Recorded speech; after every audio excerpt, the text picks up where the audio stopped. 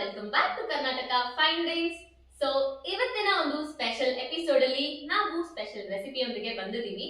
But ಈ recipe ತೋರಿಸ್ತಿರೋ special person ಬಗ್ಗೆ ನಾವು ಮಾತಾಡ್ತಾ ಇದ್ದೀವಿ. ಸೊ ರೆಸಿಪಿ ಅಲ್ದಲೆ ಇವ್ರ ಬಗ್ಗೆ ಇನ್ನಷ್ಟು ಹೆಚ್ಚಿನ ಮಾಹಿತಿನ ತಿಳಿಸ್ಕೊಳ್ತೀವಿ, ಹಾಗೆ ಅವ್ರ ಪರಿಚಯ ಕೂಡ ಮಾಡ್ಕೊಳ್ಳೋಣ. ಸೊ ನಾನ್ ಮಾತಾಡ್ತಾ ಇರೋದು ಅಥವಾ ನಮ್ ಶೋಗೆ ಇವತ್ ಬಂದಿರೋದು ಚಿಕ್ಕಮಗಳೂರಿನ ಬೆಡಗಿ ತೃಪ್ತಿಪರಂ ಮ್ಯಾಮ್. ಸೊ ಎಸ್, ಅವ್ರನ್ನ ವೆಲ್ಕಮ್ ಮಾಡ್ಕೊಳ್ಳೋಣ. ಇವತ್ತಿನ ಸ್ಪೆಷಲ್ ಅತಿಥಿ ನಮ್ಮ ಒಂದು ಕಾರ್ಯಕ್ರಮಕ್ಕೆ ಅವರು. ಸೊ ಇವರು ಸುಮಾರಷ್ಟು ಸೀರಿಯಲ್ಸ್ ಗಳಲ್ಲಿ ಮಾಡಿದ್ದಾರೆ. 1.5 ವರ್ಷದಿಂದ ಆಲ್ಮೋಸ್ಟ್ ಈ ಎಂಟರ್ಟೈನ್ಮೆಂಟ್ ಫೀಲ್ಡ್ ಅಲ್ಲಿ ಇದ್ದಾರೆ. ಸೊ ಕನ್ನಡ ಆಗಿರ್ಲಿ, ತೆಲುಗು, ತಮಿಳ್ ಎಲ್ಲಾ ಸೀರಿಯಲ್ಸ್ ಅನ್ನು ಮಾಡಿದ್ದಾರೆ. ಬಟ್ ತುಂಬಾ ಹೆಸರುವಾಸಿ ಆದಂತಹ ಕನ್ನಡ ಸೀರಿಯಲ್ ಗಳಲ್ಲಿ ಅಂದ್ರೆ ಸೀತಾರಾಮ ಜಿ ಕನ್ನಡದಲ್ಲಿ ಟೆಲಿಕಾಸ್ಟ್ ಆಗೋದು, ಮತ್ತೆ ಭಾಗ್ಯಲಕ್ಷ್ಮಿ, ಇದ್ರಲ್ಲೆಲ್ಲ ಕೂಡ ಅವರು ನಟನೆ ಮಾಡಿದ್ದಾರೆ.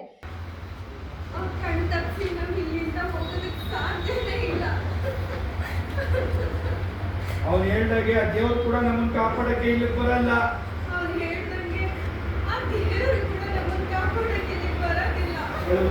ಅಳು ಟೆನ್ಷನ್ ಮನೆದೆಲ್ಲ ನೆನಪಾಗ್ತಿದೆ. ಹಂಗೆ serious ಆಗಮ್ಮ.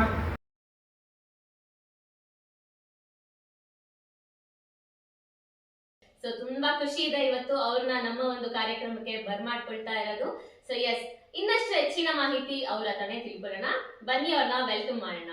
Welcome to the show. So ನಮ್ಮ ಚಾನೆಲ್ ಕಡೆಯಿಂದ ಒಂದು thank you so much. Thank you. ಹೇಗಿದ್ದೀರಾ? ಹೇಗಿದ್ದೀರಾ? ನಾನ್ ಚೆನ್ನಾಗಿದ್ದೀನಿ. ಅಂಡ್ ಹೇಗ್ ನಡೀತಾ ಇದೆ ನಿಮ್ಮ ಪ್ರಾಜೆಕ್ಟ್ಸ್ ಆಗಿರ್ಲಿ? ಸೊ ಆಲ್ಮೋಸ್ಟ್ ಎಕ್ಸ್ಪೀರಿಯನ್ಸ್ ಹೇಗಿದೆ ಮ್ಯಾಮ್ ನಿಮ್ದು? ಆಲ್ಮೋಸ್ಟ್ 1.5 ವರ್ಷದಿಂದ ಮಾಡ್ತಾ ಇದ್ದೀರಾ. ಸೊ ಹೇಗಿತ್ತು ನಿಮ್ಮ ಎಕ್ಸ್ಪೀರಿಯನ್ಸ್? ಅದ್ರ ಬಗ್ಗೆ ಸ್ವಲ್ಪ ಶೇರ್ ಮಾಡ್ಬೋದಾ? ಈ ಒಂದು ಇಂಡಸ್ಟ್ರಿ ಆಗಿರ್ಲಿ ಅಥವಾ ಈ ಒಂದು ಎಂಟರ್ಟೈನ್ಮೆಂಟ್ ಫೀಲ್ಡ್ ಹೇಗಿದೆ? ಓಕೆ, ನಾನು ಈ ಇಂಡಸ್ಟ್ರಿಗೆ ಬಂದು ಆಲ್ಮೋಸ್ಟ್ 1.5 ಇಯರ್ಸ್ ಆಯಿತು. ಸೊ ನನ್ನ ಪ್ರಕಾರ ನನಗಾಗಿರೋ ಎಕ್ಸ್ಪೀರಿಯನ್ಸ್ ಕೇಳಿದ್ರೆ ಕೂಲ್, ನನಗೆ ಚೆನ್ನಾಗಿದೆ. ಎಲ್ಲೋ ನನಗೆ ಬ್ಯಾಡ್ ಎಕ್ಸ್ಪೀರಿಯನ್ಸ್ ಆ ಥರದ್ದು ಯಾವುದೇ ರೀತಿ ಆಗಿಲ್ಲ. ನನಗೆ ಸಿಕ್ಕಿರೋ ಅವಕಾಶಗಳು ಮತ್ತು ಸಿಕ್ಕಿರೋ ಎಕ್ಸ್ಪೀರಿಯನ್ಸ್ ಎಲ್ಲ ಕಡೆ ವರ್ಕ್ ಮಾಡಿರೋದು ನನಗೆಲ್ಲಾನು ಒಂದು ರೀತಿ ಎಕ್ಸ್ಪೀರಿಯನ್ಸ್ಗಿಂತ ಕಲಿಸಿದೆ. ಬೇರೆ ಬೇರೆ ಕಡೆಯಿಂದ ಪಾತ್ರಗಳು ಡಿಫ್ರೆಂಟ್ ಆಗಿ ಸಿಕ್ಕಿರೋದ್ರಿಂದ ನಾನು ಕಲ್ತಿರೋದು ಜಾಸ್ತಿ ಇರೋದ್ರಿಂದ ನನಗೆ ಖುಷಿ ಇದೆ ನಾನು ಮಾಡಿರೋ ಪಾತ್ರಗಳಲ್ಲೆಲ್ಲ. Okay, nice. ಸೊ ನಿಮ್ದು ಎಜುಕೇಶನ್ ಎಲ್ಲ ಹೇಗೆ ಮ್ಯಾಮ್? ನಾನು ಕಂಪ್ಲೀಟ್ಲಿ ನಾನು ಬ್ಯಾಂಗ್ಳೂರಲ್ಲೇ ಓದಿರೋದು. ಹೌದು, ನಾನು ಚಿಕ್ಕ ವಯಸ್ಸಿಂದ ಫಸ್ಟ್ ಸ್ಟ್ಯಾಂಡರ್ಡ್ ಇಂದನೂ ನಾನು ಆಲ್ಮೋಸ್ಟ್ ಬ್ಯಾಂಗ್ಳೂರಲ್ಲೇ. ಚಿಕ್ಕಮಗಳೂರವರು, ಬಟ್ ಇಲ್ಲಿಗೆ ಸೆಟಲ್. ಹೌದು, ನಮ್ಮ ಡ್ಯಾಡಿ ಮತ್ತೆ ನಮ್ಮ ಪೇರೆಂಟ್, ನಮ್ಮಮ್ಮ ಸೊ ವರ್ಕ್ ಇರೋದ್ರಿಂದ ಅವರು ನಾವು ಕೂಡ ಒಟ್ಟಿಗೆ ಪೇರೆಂಟ್ಸ್ ಇಂದ ಬೆಳೆದಿರೋದ್ರಿಂದ ಸೊ ನನ್ನ ಎಜುಕೇಶನ್ ಕೂಡ ಇಲ್ಲೇ ಕಂಪ್ಲೀಟ್ ಆಗಿ ಇದಾಯಿತು. ಸೊ ನಾನು ಡಿಗ್ರಿ ಕಂಪ್ಲೀಟ್ ಮಾಡಿದ್ದೀನಿ. ಸೊ ವಿವಿ ಅಂತ ಒಂದು ಖಾಸಗಿ ಕಾಲೇಜಿಂದ ಮಾಡಿರೋದು. ಸೊ ಹಿಂಗೆ ಎಜುಕೇಶನ್ ಆಯಿತು. ಸೊ ಅದಾದ್ಮೇಲೆ ನೆಕ್ಸ್ಟ್ ಹಾಬೀಸ್ ಚಿಕ್ಕ ವಯಸ್ಸಿಂದನೂ ಇತ್ತು. ನಾನು ಸ್ಟೇಜಲ್ಲೆಲ್ಲ ಅವಾಗ ಚಿಕ್ಕ ವಯಸ್ಸಲ್ಲಿ ಡ್ರಾಮಾ ಆ ಥರದ್ದೆಲ್ಲ ಅದೆಲ್ಲ ಸ್ವಲ್ಪ ಫಸ್ಟ್ ಇದೆ. ಯಾಕಂದ್ರೆ ಈ ಕಡೆ ನಾನು ಬಂದಿದ್ದು ನನ್ನ ತಂದೆಯಿಂದ. ನಮ್ಮ ತಂದೆ ನೇಟಿವ್ಗಳಲ್ಲೆಲ್ಲ ಈ ಜಾತ್ರೆ ಆ ಥರ ಟೈಮಲ್ಲೆಲ್ಲ ನಾಟಕಗಳೆಲ್ಲ ಅವಾಗೆಲ್ಲ ಮಾಡ್ತಿದ್ರು. ಸೊ ನನ್ನನ್ನ ಕರ್ಕೊಂಡು ಹೋಗೋರು ಜೊತೆಲಿ. ಸೊ ಅವಾಗಿಂದ ನಂಗೆ ಒಂದು ಸ್ವಲ್ಪ ಇಂಟ್ರೆಸ್ಟ್ ಇರೋದ್ರಿಂದ ನನಗೂ ಈ ಫೀಲ್ಡ್ ಬರಬೇಕು ಅನ್ನೋದು. ಸೊ ಬಟ್ ಲೇಟ್ ಆಗಿ ಬಂದ್ರು ನನ್ಗೆ ಸಿಕ್ಕಿರೋ ಪಾತ್ರಗಳೆಲ್ಲ ತುಂಬಾ ಖುಷಿ ಕೊಟ್ಟಿದೆ. Very nice. ಸೊ ನಿಮ್ಗೆ ಏನಾದ್ರು ಇದಿತ್ತಾ, ಲೈಕ್ ಫ್ಯೂಚರ್ ಅಲ್ಲಿ ನಾನೊಂದು ಒಳ್ಳೆ ಆರ್ಟಿಸ್ಟ್ ಆಗ್ತೀನಿ ಆ ತರ ಐಡಿಯಾ ಆಯ್ತಾ? ಬಿಕಾಸ್ ನೀವು ಪ್ರೀವಿಯಸ್ಲಿ ವರ್ಕ್ ಮಾಡ್ತಿದ್ದೀರಿ ಅಂತ. ಕರೆಕ್ಟ್. ನಾನು ಬೇಸಿಕಲಿ ನಾನು ಇದಕ್ಕೆ ಬರಲೇಬೇಕು ಅನ್ನೋ ಇಂಟೆನ್ಷನ್ ಇಲ್ಲ, ಯಾವುದೋ ಕಾರಣಕ್ಕೂ ಬಂದಿಲ್ಲ. ಇದು ಬಂದಿದ್ದೆ ಆಕ್ಸಿಡೆಂಟ್ಲಿ ಬಂದಿದೆ. ಆಕ್ಚುಲಿ ಆಫ್ಟರ್ ಕೋವಿಡ್ ಆದ್ಮೇಲೆ ನನಗೆ ಈ ತರದ್ದು ಬರಬೇಕು, ಬೇರೆ ಹಾಬೀಸ್ ಮಾಡ್ಬೇಕು, ವರ್ಕ್ ಬಿಟ್ಟು ಬೇರೆ ಏನಾದ್ರು ವರ್ಕ್ ಬಿಟ್ಟು ಅಂದ್ರೆ ಈ ಇಂಡಸ್ಟ್ರಿ ಬಿಟ್ಟು ಬೇರೆ ಇಂಡಸ್ಟ್ರಿಗೆ ಶಿಫ್ಟ್ ಆಗ್ಬೇಕು. ಒಂದ್ ಇಂಡಸ್ಟ್ರಿಯಿಂದ ಬೇರೆ ಎಕ್ಸ್ಪೀರಿಯನ್ಸ್ಗೋಸ್ಕರ ಬಂದೆ. ಬಟ್ ಅದು ಹೋಗ್ತಾ ಹೋಗ್ತಾ ಅದು ನನಗೆ ಕಂಟಿನ್ಯೂ ಮಾಡೋಣ ಇಷ್ಟ ಆಗುತ್ತೆ, ಮೇ ಬಿ ಚಾನ್ಸಸ್ ಸಿಗ್ಬೋದು ಅನ್ನೋದು. ಮತ್ತೆ ಜನ ನನ್ನನ್ನು ಕೂಡ ರೆಕಗ್ನೈಸ್ ಮಾಡಕ್ ಸ್ಟಾರ್ಟ್ ಮಾಡಿದ್ರು. ಒಂದು ಆಕ್ಚುಲಿ ಇಂಟ್ರೆಸ್ಟ್ ಅನ್ನೋದಕ್ಕಿಂತ ನಮ್ಮಮ್ಮ ನನಗೆ ತುಂಬಾ ಸಪೋರ್ಟ್ ಮಾಡಿದ್ರು. ಸೊ ಹಂಗಾಗಿ ಅವ್ರ ಕಡೆಯಿಂದ ನಾನು ಈ ಫೀಲ್ಡ್ ಅಲ್ಲಿ ಬೇಸಿಕಲಿ ಫ್ಯಾಮಿಲಿ ಸಪೋರ್ಟ್ ಇರ್ಲೇಬೇಕು. ಹೌದು ಹೌದು, ಕರೆಕ್ಟ್. ಸೊ ಅವರು ನಮಗೆ ಪ್ರೋತ್ಸಾಹ ಮಾಡಿಲ್ಲ ಅಂದ್ರೆ ಸ್ವಲ್ಪ ಕಷ್ಟನೇ, ಬಿಕಾಸ್ ನಿಮ್ ಸ್ಕೆಡ್ಯೂಲ್ ಎಲ್ಲ ತುಂಬಾ ಡಿಫ್ರೆಂಟ್ ಇರುತ್ತೆ. ಅಲ್ಲಿ ಅದರಲ್ಲೂ ಹೆಣ್ಮಕ್ಳಿಗೆ ಅಂದ್ರೆ ಸ್ವಲ್ಪ ಪ್ಯಾಂಪರ್ಡ್ ಇದ್ರೆ ಯೂಶಲಿ ಆಚೆ ಬಿಡೋದಿಲ್ಲ. ಸೊ ಎಲ್ಲ ನೋಡ್ಕೊಬೇಕಾಗುತ್ತೆ. ಬಿಕಾಸ್ ಹೆಲ್ತ್ ಆಗಿರ್ಲಿ, ಬ್ಯೂಟಿ, ಪ್ರತಿಯೊಂದನ್ನು ನೀವು ತುಂಬಾ ಮೇಂಟೈನ್ ಮಾಡ್ಬೇಕಾಗಿರೋದ್ರಿಂದ ಕೆಲವೊಬ್ರು ತುಂಬಾ ಇದ್ ಮಾಡಲ್ಲ. ಬಟ್ ಅವ್ರು ಸಪೋರ್ಟ್ ಮಾಡಿದ್ರೆ ಅಂತೂ ತುಂಬಾ ಚೆನ್ನಾಗಿ ಇದಾಗುತ್ತೆ. ಫ್ಯಾಮಿಲಿ ಸಪೋರ್ಟ್ ಅಂದ್ರೆ ಫ್ರೆಂಡ್ಸ್ ಏನಂತಾರೆ, ರಿಲೇಟಿವ್ಸ್ ಏನಂತಾರೆ, ಅದೆಲ್ಲ ನಮ್ಗೆ ಡಸನ್ ಮಾಡ್ತಾರೆ. ಫಸ್ಟ್ ಥಿಂಗು ಪ್ರಿಯಾರಿಟಿ ಕೊಡೋದು ನಮ್ಮ ಪೇರೆಂಟ್ಸ್. ಅದೆಲ್ಲ ನನ್ನ ತಾಯಿ ತುಂಬಾ ಸಪೋರ್ಟ್ ಮಾಡಿದ್ರು. ಸೊ ಅವ್ರಿಗೋಸ್ಕರನೇ ನಾನು ಸ್ವಲ್ಪ ಕಂಟಿನ್ಯೂ ಮಾಡ್ಬೇಕು ಅನ್ನೋದು ಖುಷಿ. ಸೊ ಅವ್ರು ನನ್ನ ಟಿವಿಲೆಲ್ಲ ನೋಡಿದಾಗ ನನ್ನ ಮಗಳು ಬಂದ್ರು. ಸೊ ಅವ್ರಿಗೆ ಏನೋ ಎಪಿಸೋಡ್ ಬರುತ್ತೆ ನೋಡಿ ಅಂತ ಫ್ರೆಂಡ್ಸ್ಗೆಲ್ಲ ಹೇಳ್ತಾ ಇರ್ತಾರೆ. ಸೊ ಅದು ಕೇಳಕ್ಕೂ ಸ್ವಲ್ಪ ಖುಷಿ ಆಗುತ್ತೆ. ಸೊ ಹಂಗಾಗಿ ನಾನು ಕಂಟಿನ್ಯೂ ಸೊ ಅವ್ರು ಪ್ರೌಡ್ ಫೀಲ್ ಮಾಡಿದ್ರೆ ಅದೊಂಥರ ತುಂಬಾ ಖುಷಿ ಆಗುತ್ತೆ. ನಾನ್ ಮಾಡಿದ್ ನನಗ್ ಖುಷಿಗಿಂತ ನಮ್ ತಾಯಿ ಖುಷಿ ಪಡ್ತಾರೆ ಅನ್ನೋದೇ ನನಗ್ ತುಂಬಾ ಹೆಮ್ಮೆ. ಫ್ರೀ ಟೈಮ್ ಅಲ್ಲಿ ನೀವ್ ಏನೇನ್ ಮಾಡ್ತೀರಾ, ನಿಮ್ ಹಾಬೀಸ್ ಏನು ಒಂದ್ ಸ್ವಲ್ಪ ತಿಳಿಸ್ಕೊಡ್ಬೋದಾ? ನಾನ್ ಫ್ರೀ ಟೈಮ್ ಅಲ್ಲಿ ಅಂದ್ರೆ ನಮ್ಮಮ್ಮ ಏನಾದ್ರು ಸ್ಪೆಷಲ್ ಕೇಳ್ತಾ ಇರ್ತಾರೆ. ಸ್ಪೆಷಲಿ ನಂಗೆ ಸ್ವಲ್ಪ ಕುಕಿಂಗ್ ಅಲ್ಲಿ ಇಂಟ್ರೆಸ್ಟ್. ಸೊ ನಾನು ಏನಾದ್ರು ನಮ್ಮ ಅಜ್ಜಿ ಕಾಲದ್ದು ಅದು ಇದು ನಾನು ಕೇಳೋದ್ ಜಾಸ್ತಿ ನಮ್ಮಮ್ಮಗೆ. ಬಟ್ ನಾನ್ ಮಾಡಿಲ್ಲ ಅಂದ್ರೆ ನಮ್ಮಮ್ಮ ಹೇಳ್ತಾ ಇರ್ತಾರೆ, ಅಮ್ಮ ಇದ್ ಮಾಡ್ಕೊಡು. ಕೇಳಿದಾಗ ಅಮ್ಮ ನಿನ್ ಕೈಲೇ ಮಾಡಿಸ್ತೀನಿ, ನಿನ್ಗೆ ಎಕ್ಸ್ಪೀರಿಯನ್ಸ್ ಆಗುತ್ತೆ ಅನ್ನೋದು ಕರ್ಕೊಂಡೋಗಿ ಮಾಡ್ಸೋದು. ಇಂಗ್ರೀಡಿಯೆಂಟ್ಸ್ ಎಲ್ಲ ಅವರೆಲ್ಲ ಪಾಪ ಎಲ್ಲ ರೆಡಿ ಮಾಡ್ತಾರೆ. ಜಸ್ಟ್ ಏನು ಒಗ್ಗರಣೆ ಅಂತ ಅಂತಾರಲ್ಲ ಅದನ್ನ ನಮ್ ಜಸ್ಟ್ ಏನು ಅವ್ರು ಏನೇನು ಹೇಳ್ತಾರೆ ಸ್ಟೆಪ್ ಬೈ ಸ್ಟೆಪ್ ಹೇಳ್ತಾ ಹೋಗ್ತಾರೆ, ನಾನು ಮಾಡ್ತಾ ಹೋಗ್ತೀನಿ. ಬಟ್ ಅದ್ ಟೇಸ್ಟ್ ಕಂಪ್ಲೀಟ್ಲಿ ನಮ್ಮ ಅಮ್ಮನ ಕೈ ರುಚಿ ಬರುತ್ತೆ. ಬಟ್ ಒಂದ್ 5-10% ಕಷ್ಟ. Okay, so apart from cooking ಬೇರೆ ಏನೇನ್ ಮಾಡ್ತೀರಾ? ಕುಕಿಂಗ್ ಬಿಟ್ಟು ಅಂತಂದ್ರೆ ನಾನು ಈ ಇಂಡಸ್ಟ್ರಿ ಇರೋದ್ರಿಂದ ಇದಕ್ ಬೇಕಾಗಿರೋ ಬೇಸಿಕ್ ಇವಾಗ ನಂಗೆ ಬೇಸ್ ವಾಯ್ಸ್ ಬರ್ಬೇಕು. ಕೆಲವೊಂದ್ ಕಡೆ ಹೋಗಿರ್ತೀನಿ, ನಿಮ್ದು ಬೇಸ್ ವಾಯ್ಸ್ ಇಂದ ಸ್ವಲ್ಪ ಲೋಡ್ ಆಗ್ಬೇಕು, ಈ ತರ ಪ್ರಾಕ್ಟೀಸ್ ಮಾಡಿ ಆ ತರ. ಸೊ ನಾನು ಯಾವ್ದೇ ಆಕ್ಟಿಂಗ್ ಜಸ್ಟ್ ಅಬ್ಸರ್ವೇಷನ್ ಮಾಡೋದು ಜಾಸ್ತಿ. ನಾನು ನನ್ಗಿಂತ ಬೆಟರ್ ಆಗಿ ಯಾರು ಮಾಡ್ತಿರ್ತಾರೆ, ನನ್ ಕೋ ಆರ್ಟಿಸ್ಟ್ ಅವ್ರದ್ದು ಏನ್ ಪ್ರೀವಿಯಸ್ ಅವ್ರದ್ದು ಏನ್ ಹೇಗಿದೆ ಅದು ನಾನು ಡಿಫ್ರೆಂಟ್ ವಾಯ್ಸ್ ಟ್ರೈ ಮಾಡಕ್ಕೆ ನಾನು ಪ್ರಾಕ್ಟೀಸ್ ಮಾಡ್ತೀನಿ.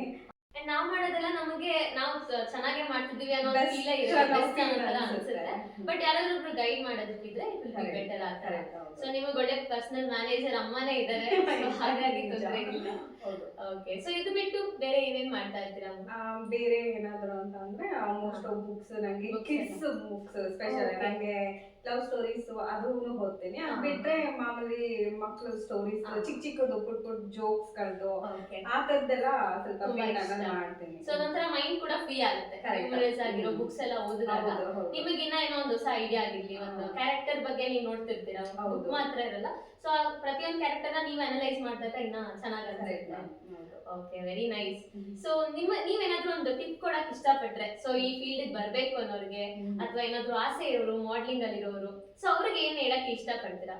ಆಕ್ಚುಲಿ ನಾನು ಅಷ್ಟು ಎಕ್ಸ್ಪ್ರೆಸ್ ಏನೋ ಎಕ್ಸ್ಪೀರಿಯನ್ಸ್ ಅಂದ್ರೆ ನನ್ಗೆ ಇರೋ ಎಕ್ಸ್ಪೀರಿಯನ್ಸ್ ಇರೋದ್ರಿಂದ ಫಸ್ಟ್ ಈ ಫೀಲ್ಡ್ ಬರಕ್ ಮುಂಚೆನೆ ಅಟ್ಲೀಸ್ಟ್ ನಿಮ್ದು ಬೇಸ್ ಏನಾದ್ರು, ನಿಮ್ದು ಫಸ್ಟ್ ಇಡನ್ ಟ್ಯಾಲೆಂಟ್ ಅನ್ನೋದು ಏನಾದ್ರು ಇದ್ರೆ ಅದನ್ನ ಇಟ್ಕೊಂಡ್ ಬನ್ನಿ. ಫಾರ್ ಎಕ್ಸಾಂಪಲ್ ಎಲ್ಲರೂ ಆಕ್ಟಿಂಗ್ ಇಂಟ್ರೆಸ್ಟ್ ಇರುತ್ತೆ, ಡೈರೆಕ್ಷನ್ ಇರುತ್ತೆ, ಕ್ಯಾಮ್ರಾ ಇರುತ್ತೆ, ಮೇಕಪ್ ಇರುತ್ತೆ, ಹೇರ್ ಸ್ಟೈಲಿಸ್ಟ್ ಮತ್ತೆ ರೈಟಿಂಗ್ ಆ ತರದ್ದು ಇರುತ್ತೆ. ಸೊ ಅವ್ರದ್ದು ಏನ್ ಟ್ಯಾಲೆಂಟ್ ಇರುತ್ತೋ ಅದ್ರ ಮೇಲೆ ಸ್ವಲ್ಪ ಫೋಕಸ್ ಮಾಡಿದ್ರೆ ಅವ್ರಿಗೆ ಫ್ಯೂಚರ್ ಚೆನ್ನಾಗಿರುತ್ತೆ ಅನ್ನೋದು. ಸೊ ಬರೀ ಸುಮ್ಮನೆ ನಾನು ಮಾಡ್ಬೇಕು ಆಸೆ ಇದೆ ಅಂತ ಆ ತರ ಬರೋರ್ಗೆ ನಾವು ನಿಂತ್ಕೊಂತೀವಿ ಇಂಡಸ್ಟ್ರಿ. ಸೊ ಏನಾದ್ರೂ ಒಂದು ಟ್ರೂ ಟ್ಯಾಲೆಂಟ್ ಇರಬೇಕು. ಕರೆಕ್ಟ್, ಅದ್ರ ಬಗ್ಗೆ 100% ಅಲ್ಲ 200% ನಾವು ಎಫರ್ಟ್ ಹಾಕ್ಬೇಕು. ಆಸಕ್ತಿ ಇದ್ದೇ ಇರುತ್ತೆ ಎಲ್ಲರಿಗೂ. ಒಂದು ಇಂಡಸ್ಟ್ರಿ ಅಂದ್ರೆ ಬೇಸಿಕ್ ಸಿನಿಮಾದಾಗಿಲ್ಲ ಒಂದ್ ಸ್ಕ್ರೀನ್ ಮೇಲೆ ಬರ್ತೀವಿ ಅಂದ್ರೆ ಎಲ್ಲರೂ ಆಬ್ವಿಯಸ್ಲಿ ಎಂತ ಈಗ ರೀಲ್ಸ್ ಆಸಕ್ತಿ ಇರುತ್ತೆ. ಬಟ್ ಅದು ಆಸಕ್ತಿ ಇರೋರು ಮತ್ತೆ ಇಂಟ್ರೆಸ್ಟ್ ಇರೋರೆಲ್ಲ ಮಾಡ್ತೀವಿ. ಅದಕ್ಕೆ ಒಂದು ಡೆಡಿಕೇಶನ್ ಇರಬೇಕು. ನಾವು ಫಸ್ಟ್ ಕಲಿಬೇಕು ಅದ್ರ ಬಗ್ಗೆ. ಈಗ ನನ್ಗೆ ಒಂದು ಪಾತ್ರ ಕೊಟ್ಟಿದ್ದಾರೆ ಅಂದ್ರೆ ಫ್ಯೂ ಮಿನಿಟ್ಸ್ ಅಲ್ಲ, 5 ನಿಮಿಷ 10 ನಿಮಿಷ. ಈಗ ಕೆಲವು ಆರ್ಟಿಸ್ಟ್ ಅಂತ ಅಂದ್ರೆ ನಮ್ಗೆ ಈಗ ಈ ಪಾತ್ರ ಕೊಟ್ಟಿದ್ದಾರೆ, ನೆಕ್ಸ್ಟ್ ಮೂಮೆಂಟ್ ಬೇರೆ ತರ ಚೇಂಜ್ ಆಗೋ ಚಾನ್ಸಸ್. ಬಟ್ ಕತೆ ಸ್ಟೋರಿ ಹೆಂಗ್ ಕೇಳುತ್ತೆ, ವೀಕ್ಷಕರು ನಮ್ಮನ್ನ ಹೆಂಗ್ ನೋಡ್ತಿದ್ದಾರೆ, ಇದೇ ಸ್ಟೋರಿ ಹೋಗುತ್ತೆ ಅಂತ ಹೇಳುತ್ತೆ. ನೀವು ಸಡನ್ ಆಗಿ ಚೇಂಜ್ ಆಗಿ ನಾವು ರೆಡಿ ಟು ಆಕ್ಟ್ ಮಾಡಕ್ ರೆಡಿ ಇರ್ಬೇಕು ಸ್ಪಾಟ್ ಅಲ್ಲಿ. ಕೆಲವೊಂದ್ಸತಿ ಎಲ್ಲಾರ್ಗೂ ಸಿಗಲ್ಲ ಆ ತರದ್ದು ಇನ್ಸ್ಟೆಂಟ್. ಅವಾಗ ನಾವ್ ರೆಡಿ ಇರ್ಬೇಕು. ನಾವ್ ಇದೇ ಪಾತ್ರಕ್ಕೆ ಇಲ್ಲ ನಾವ್ ಈ ತರ ಮಾಡಲ್ಲ ಆ ತರದ. ನಂಗೆ ಸಿಕ್ಕಿರೋ ಚಾನ್ಸ್ಗಳು ನನ್ಗೆ ಯಾವ್ದೋ ಅಷ್ಟೇ ಮಿಸ್ ಮಾಡಕ್ಕೆ ಮಾಡಿಲ್ಲ. ಸೊ ನಾನು ಕೇಳ್ತೀನಿ ಫಸ್ಟ್, ನಾನು ರೆಡಿ ಇದೆ. ಫಸ್ಟ್ ಪಾತ್ರ ಬಗ್ಗೆ ಕೇಳ್ತೀನಿ, ನಂದು ಏನಿದೆ ಸರ್, ನಾನು ನನ್ನ ಬಗ್ಗೆ ಅಪೋಸಿಟ್ ಯಾರು ಆರ್ಟಿಸ್ಟ್ ಯಾರಿದ್ದಾರೆ ಅವ್ರದ್ದು ಏನಿದೆ ಸನ್ನಿವೇಶ. ಬಿಕಾಸ್ ಅದು ಲರ್ನ್ ಮಾಡಿದಾಗ ನಾವು ಓಲ್ಡ್ ಡೈಲಾಗ್ ಕೂಡ ಹೇಳಿದ್ರೆ ಅವ್ರಿಗೂ ಕೂಡ ಓಕೆ ಪರವಾಗಿಲ್ಲ ಇವ್ರು ಆಕ್ಟ್ ಮಾಡ್ತಿದ್ದಾರೆ ಅನ್ನೋದು ಕೂಡ ಕಾಣುತ್ತೆ. ಸೊ ಹಂಗಾಗಿ ನಾವು ಫಸ್ಟ್ ಏನಂದ್ರೆ ಬೇಸಿಕ್ ತಿಳ್ಕೋಬೇಕು. ಫಸ್ಟ್ ನಾವ್ ಏನ್ರ ಬಗ್ಗೆ ಮಾತಾಡ್ತಿದೀವಿ, ಏನ್ರ ಬಗ್ಗೆ ಆಕ್ಟ್ ಮಾಡ್ತಾ ಇದೀವಿ, ಅದ್ರ ಬಗ್ಗೆ ತಿಳ್ಕೊಂಡಾಗ ನಮ್ಗೆ ಈಸಿ ಆಗುತ್ತೆ. ಹೌದು. ಸೊ ಹಂಗಾಗಿ ಬೆಸ್ಟ್ ನಾವು ಫಸ್ಟ್ ಲರ್ನ್ ಮಾಡ್ಬೇಕು. ಅದ್ರ ಬಗ್ಗೆ ನಾವ್ ಎಷ್ಟು 100% ಎಫೆಕ್ಟ್ ಆಗ್ತೀವಿ ಅನ್ನೋದ್ರ ಮೇಲೆ ನಮ್ದು ಏನ್ ಸ್ಕ್ರೀನ್ ಮೇಲೆ ನಮ್ದು ಏನ್ ಆಕ್ಟ್ ಮಾಡಿದ್ರೆ ಅದು ಎಫೆಕ್ಟ್ ಆಗುತ್ತೆ ಅಂತ ಹೇಳಕ್ಕೆ. ಸೊ ನೀವ್ ಹೇಳ್ತಿದ್ರೆ ಬ್ಲೈಂಡ್ ಆಗಿ ಹೋಗ್ಬಾರ್ದು, ರಿಸರ್ಚ್ ಮಾಡಿ. ಸೊ ಎಲ್ಲ ಒಂದು ಪರ್ಸನಲ್ ಇದು ತಗೊಂಡು ನಾವ್ ಅವ್ರು ಏನ್ ಹೇಳಿದ್ರು ನಮ್ ಕಡೆಯಿಂದ ನಾವು 200% ಕೊಡ್ಬೇಕು. ಅದು ತುಂಬಾ ಚೆನ್ನಾಗಿದೆ. ಕೆಲವೊಂದ್ಸತಿ ಈಗ ಆರ್ಟಿಸ್ಟ್ ಗಳು ಇರೋದ್ರಿಂದ ಏನಾಗುತ್ತೆ ಅಂದ್ರೆ ನಾವು ಪ್ರಾಕ್ಟೀಸ್ಗೂ ಟೈಮ್ ಇರಲ್ಲ, ಏನಿಲ್ಲ, ಸಡನ್ ಆಗಿ ಆಪರ್ಚುನಿಟೀಸ್ ಬರ್ತಾ ಇರುತ್ತೆ.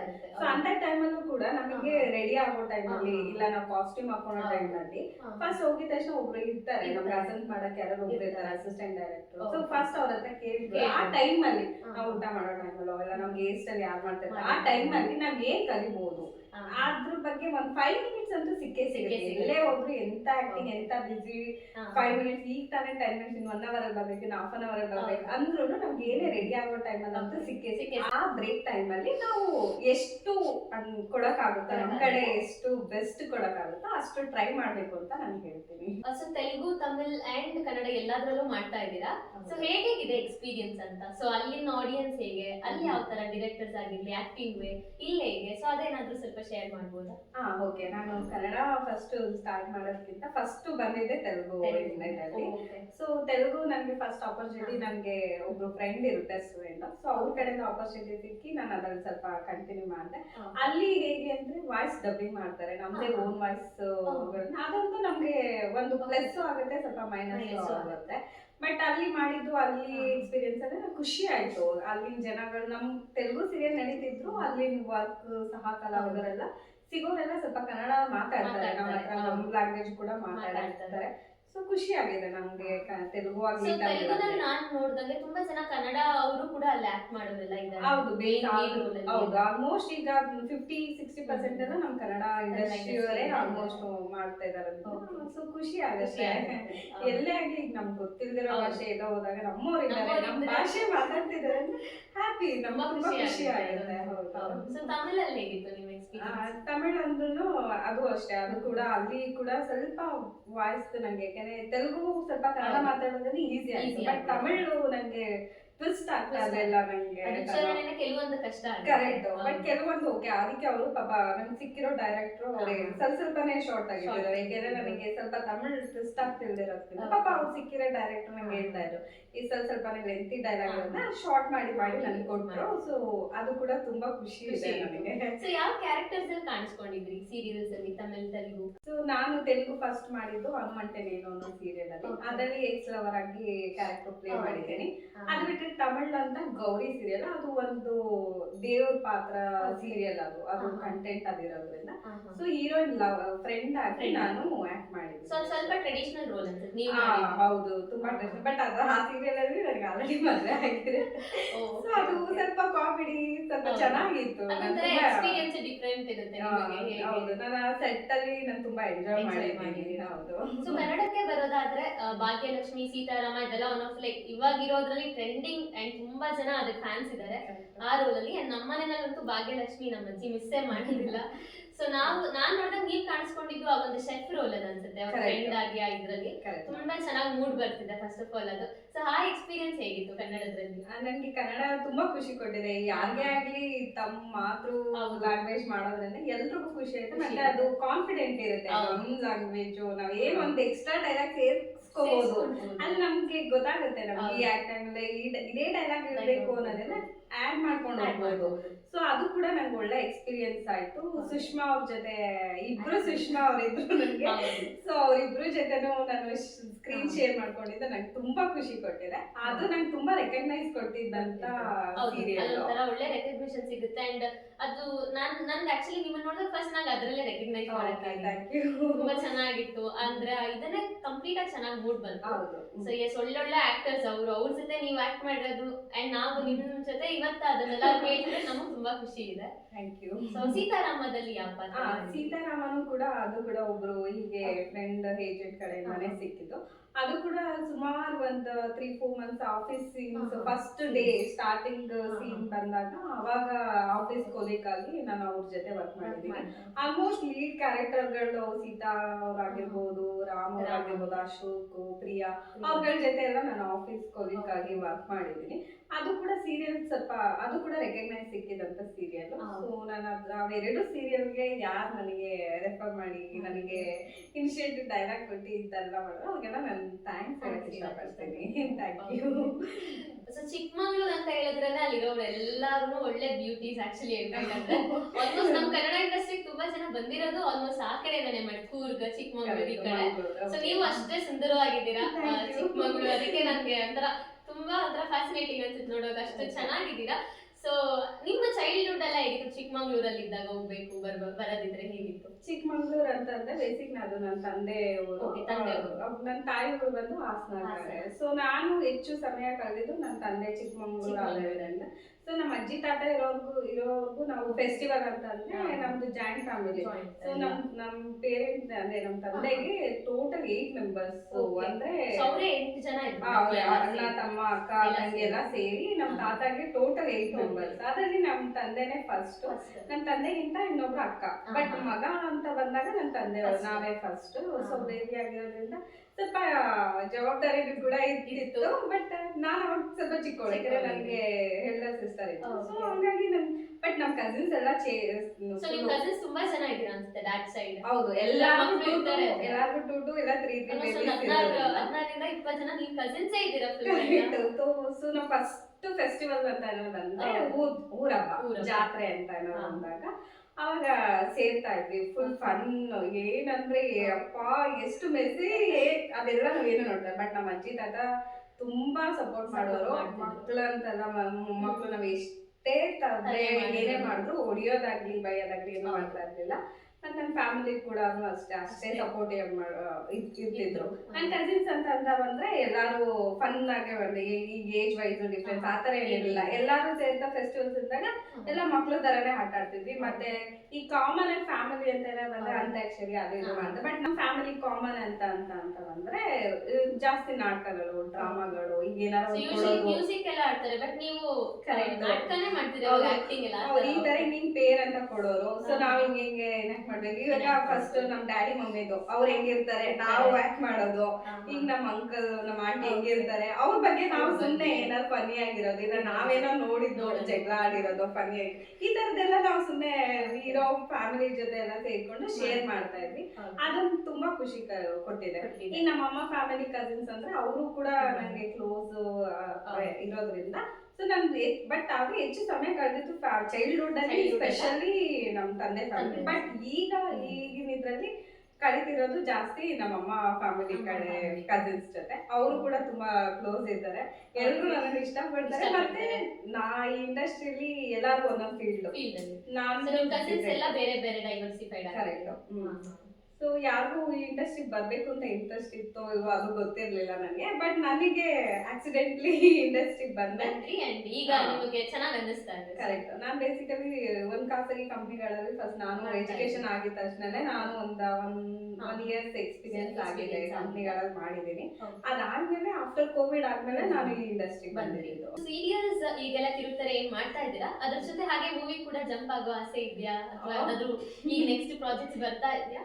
ಆಬ್ವಿಯಸ್ಲಿ ಕಲಾವಿದ್ರು ಅಂತ ಬಂದ್ರೆ ಸಣ್ಣ ತರದ ದೊಡ್ಡ ಪರದೆ ಆ ತರದನ್ನ ಯಾವ್ದು ಸಿಗುತ್ತೋ ಅದು ಆಕ್ಟ್ ಮಾಡಕ್ಕೆ ರೆಡಿ ಇರ್ತೀವಿ. ಮೂವೀಸ್ ಗಳು ಮಾಡ್ಬೇಕು ಅನ್ನೋದು ಇಷ್ಟ ಇದೆ. ಬಟ್ ಅದೇ ಅಪರ್ಚುನಿಟೀಸ್ ಬಂದ್ರೆ 100% ಮಾಡ್ತೀನಿ. ನನಗೆ ಸೂಟ್ ಆಗೋ ಪಾತ್ರ ಸಿಗ್ಲಿ ಅದು ಅಂತ ಗಾಡಲ್ಲಿ ನಾನು ಕೇಳ್ಕೊಂತೀನಿ. ನಾವು ಕೂಡ ಹಂಗೆ ಕೇಳ್ಕೊಂತೀವಿ. ಇನ್ನಷ್ಟು ಲೈಕ್ ಹೆಚ್ಚಿನ ಮೂವೀಸ್ ಆಗಿರ್ಲಿ, ಸೀರಿಯಲ್ಸ್ ಹಂಗೆ ಮಾಡ್ತಾ ಇರಿ. ಸೊ ತುಂಬಾ ಜನ ನಿಮ್ಮನ್ನ ರೆಕಗ್ನೈಸ್ ಮಾಡ್ಬೇಕು, ಹೀಗೆ ಇನ್ನ ಚೆನ್ನಾಗಿ ಇನ್ನಷ್ಟು ಒಳ್ಳೆ ಇದ್ ಮಾಡ್ಬೇಕು. ಸೊ ನಮ್ಮ ಚಾನೆಲ್ ಕಡೆಯಿಂದ ಅಥವಾ ನಮ್ಮ ಚಾನೆಲ್ ಮುಖಾಂತರ ಯಾರಿಗಾದ್ರೂ ಸಾರಿ, ಥ್ಯಾಂಕ್ಸ್ ಏನಾದ್ರು ಹೇಳೋದಿದ್ರೆ ನೀವು ಖಂಡಿತವಾಗ್ಲೂ ಹೇಳ್ಬೋದು. ಓಕೆ, ಇದು ವೆರಿ ಟಫ್ ಅಂತ ನನಗಿಂತ ಖುಷಿ ಇದೆ. ಈ ತರದ್ದು ಯಾರು ನನಗೆ ಕೇಳಿರಲಿಲ್ಲ. ಬಟ್ ಇದು ಸಿಕ್ಕಿದ ಆಪರ್ಚುನಿಟಿ ಮಿಸ್ ಮಾಡ್ಕೊಳಕ್ ಇಷ್ಟಪಡಲ್ಲ. ಸೊ ಫಸ್ಟ್ ನಾನು ಸಾರಿ ಹೇಳ್ಬೇಕು ಅಂದ್ರೆ ನನ್ನ ತಂದೆಗೆ ಹೇಳ್ತೀನಿ. ಅವರು ನನಗೆ ಕೊಟ್ಟಿರೋ ಸಪೋರ್ಟು ಮೇ ಬಿ ಬೇರೆ ಚಿಲ್ಡ್ರನ್ಸ್ಗಳಿಗೆ ಬೇರೆ ಫ್ಯಾಮಿಲಿಗಳಲ್ಲಿ ಕೊಟ್ಟಿದ್ದಾರೋ ಗೊತ್ತಿಲ್ಲ. ಬಟ್ ನನ್ನ ತಂದೆ ನನಗೆ ತುಂಬಾ ಫ್ರೀಡಮ್ ಕೊಟ್ಟಿದ್ದಾರೆ. ಅಷ್ಟೇ ಚೆನ್ನಾಗಿ ಅವ್ರು ಫ್ರೀಡಮ್ ಕೊಟ್ಟಿದ್ದಾರೆ ಅಂತ ನಾನು ಅದೇ ಕಾರಣಕ್ಕೂ ಮಿಸ್ಯೂಸ್ ಮಾಡ್ಕೊಂಡಿರೋದು ಆ ಥರದ್ದು ಏನೂ ಮಾಡಿಲ್ಲ. ಸೊ ಅವ್ರು ನನಗೆ ಎಷ್ಟು ಒಳ್ಳೆ ಗುಡ್ ಫಾದರ್ ಆಗಿದ್ರು, ನಾನು ಅಷ್ಟೇ ಒಳ್ಳೆ ಡಾಟರ್ ಆಗಿ ಇರೋಕ್ಕೆ ಪ್ರಯತ್ನ ಪಟ್ಟಿದ್ದೀನಿ ಅಂತ ಹೇಳ್ಬೋದು ಅಷ್ಟೇ. ಬಟ್ ಅದೇ ಅವ್ರು ಇದ್ದಾಗ ನಾನು ಈ ಇಂಡಸ್ಟ್ರಿಗೆ ಬಂದಿದ್ದಿದ್ರೆ ಅವರು ನೋಡಿ ನನ್ನನ್ನು ಖುಷಿ ಪಡ್ತಿರೋರು, ಅದೊಂದು ನನಗೆ ಫೀಲಿಂಗ್ ಯಾವಾಗಲೂ ಕಾಡುತ್ತೆ. ಅದು ಬಿಟ್ಟರೆ ನಾನು ಥ್ಯಾಂಕ್ಸ್ ಅಂತ ಹೇಳಿದ್ರೆ ನನ್ನ ತಾಯಿಗೆ ಹೇಳಕ್ಕೆ ಇಷ್ಟಪಡ್ತೀನಿ. ಬಿಕಾಸ್ ನನ್ನ ತಂದೆ ಓದಾದ್ಮೇಲೆ ನನಗೆಲ್ಲ ನಿಂತು ನನ್ನ ಕಷ್ಟದಲ್ಲಾಗಲಿ ನಾನು ಏನು ಅಯ್ಯೋ ನಂಗೆ ಇನ್ನೇನು ನನ್ನ ಲೈಫ್ ಇನ್ನೇನು ಇಲ್ಲ ಅನ್ನೋ ಟೈಮಲ್ಲಿ ನಂಗೆ ಮಾರಲ್ ಸಪೋರ್ಟ್ ಆಗಿ ನಿಂತಿದ್ದು ನನ್ನ ತಾಯಿ. ಸೊ ಅವರಿಗೆ ನಾನು ನನ್ನ ಲಾಸ್ಟ್ ಬ್ರೀತ್ ಇರೋವರೆಗೂ ನಾನು ಅವ್ರಿಗೆ ಋಣಿಯಾಗಿರ್ತೀನಿ. ಅವ್ರಿಗೆ ನಂಗೆ ಯಾವಾಗಲೂ ಅಷ್ಟೇ ನಾನು ಇರೋವರೆಗೂ ನಾನು ಅವ್ರನ್ನ ಖುಷಿಯಾಗಿ ನೋಡ್ಕೋಬೇಕು ಅನ್ನೋದು ಒಂದೇ ಆಸೆ. ಸೊ ಥ್ಯಾಂಕ್ಸ್ ಅಮ್ಮ, ನೀನಿಲ್ಲ ಅಂದರೆ ನಾನು ಏನೂ ಇಲ್ಲ, ನಥಿಂಗ್. ನಾನು ಏನು ಈ ಥರ ಈ ಇಂಟರ್ವ್ಯೂ ಆಗಲಿಲ್ಲ, ಈ ಥರ ಸೀರಿಯಲ್ಸ್ಗಳು ಏನೇ ಆಗಲಿ ನಾನು ಸಾಧನೆ ಮಾಡೋಕ್ಕೆ ಆಗ್ತಿರ್ಲಿಲ್ಲ. ಥ್ಯಾಂಕ್ಸ್ ಅಮ್ಮ, ಲವ್ ಯು. ಸೊ ಅಮ್ಮ ಹೆಸರು ಹೇಳ್ಬೋದಾ? ಅವ್ರ ಹೆಸರು ಚಂದ್ರಕಲಾ ಅಂತ. ಎಲ್ಲ ನಾನು ಸ್ವೀಟ್ ಆಗಿ ಚಂದು ಆ ತರ ಕರೀತಾ ಇರ್ತೀನಿ. ಸೊ ನಮ್ ಚಾನಲ್ ಕಡೆಯಿಂದ ಕೂಡ ಮ್ಯಾಮ್ಗೆ, ಚಂದ್ರಕಲಾ ಮ್ಯಾಮ್ಗೆ hi and thank you so much. So ನೋಡಿ, ಇಷ್ಟೊಳ್ಳೆ ಆರ್ಟಿಸ್ಟ್ ನ ಕೊಟ್ಟಿದ್ದೀರಾ ನಮ್ ಇದಕ್ಕೆ. ಸೊ ನಿಮ್ಗೂ ಥ್ಯಾಂಕ್ಸ್. ಲವ್ ಯು ಮಾ. ಸೊ ಎಸ್, ತುಂಬಾನೇ ಚರ್ಚೆಗಳಾಯ್ತು, ತುಂಬಾ ಖುಷಿ ಆಯ್ತು ನನಗಂತೂ ನಿಮ್ಮೊಟ್ಟಿಗೆ ಮಾತಾಡಿ. ಬಿಕಾಸ್ ಯಂಗ್ಸ್ಟರ್ ಜೊತೆ ಇಷ್ಟೆಲ್ಲ ನೀವು ಈ ಇದಕ್ಕೆ ಹೇಳಿದಾಗಿರ್ಲಿ ಪ್ರತಿಯೊಂದು ತುಂಬಾ ಖುಷಿ ಇದೆ. ಸೊ ಇನ್ನಷ್ಟು ಆಪರ್ಚುನಿಟೀಸ್ ನಿಮ್ ದಾರಿ ಹುಡ್ಕೊಂಡ್ ಬರ್ಲಿ. ನಮ್ಮ ಚಾನಲ್ ಕಡೆಯಿಂದ ಅಷ್ಟೇ ನಾವು ಬೆಸ್ಟ್ ವಿಶಸ್ ತಿಳಿಸ್ತೀವಿ. ಸೊ ಅಂಡ್ ರೆಸಿಪಿ ಬಗ್ಗೆ ಮಾತಾಡೋದಾದ್ರೆ ಹೇಳಿದ್ವಿ ನಾವು ವಿಡಿಯೋ ಎಂಡ್ ಅಲ್ಲಿ ತಿಳಿಸ್ಕೊಡೋಣ ಅನ್ಕೊಂಡೆ, ಬಟ್ ಪಾರ್ಟ್ 2 ಮಿಸ್ ಮಾಡದೆ ನೀವು ನೋಡ್ಬೇಕು ಯಾವೊಂದು ಸ್ಪೆಷಲ್ ರೆಸಿಪಿ ತೋರಿಸ್ತಾರೆ ಅಂತ. ಸೊ ಇದೇ ವಿಡಿಯೋ ಲೈಕ್ ಪಾರ್ಟ್ 2 ನೋಡಿ ಏನ್ ರೆಸಿಪಿ ಅನ್ನೋದು ನಿಮಗೆ ಗೊತ್ತಾಗುತ್ತೆ. ಹಾಗೆ ಈ ಎಕ್ಸ್ಕ್ಲೂಸಿವ್ ಇಂಟರ್ವ್ಯೂ ಹೇಗೆ ಅನ್ನಿಸ್ತು ಏನು ಅನ್ನೋದಷ್ಟು ಕಮೆಂಟ್ ಸೆಕ್ಷನ್ ಅಲ್ಲಿ ತಿಳಿಸಿ. Hope you all like it. So once again thank you so much ನಮ್ಮ ಚಾನಲ್ ಅಲ್ಲಿ ಬಂದು ನೀವು ಇಂಟರ್ವ್ಯೂ ಕೊಟ್ಟಿದ್ದಕ್ಕೆ. ಅಂಡ್ ಇದೇ ತರ ಇಂಟ್ರೆಸ್ಟಿಂಗ್ ವಿಡಿಯೋಸ್ಗೆ ನಮ್ಮ ಚಾನಲ್ನ ಲೈಕ್ ಮಾಡಿ, ಶೇರ್ ಮಾಡಿ, ಹಾಗೂ ಫಾಲೋ ಮಾಡೋದನ್ನ ಮರಿಬೇಡಿ. Thank you. Thank you.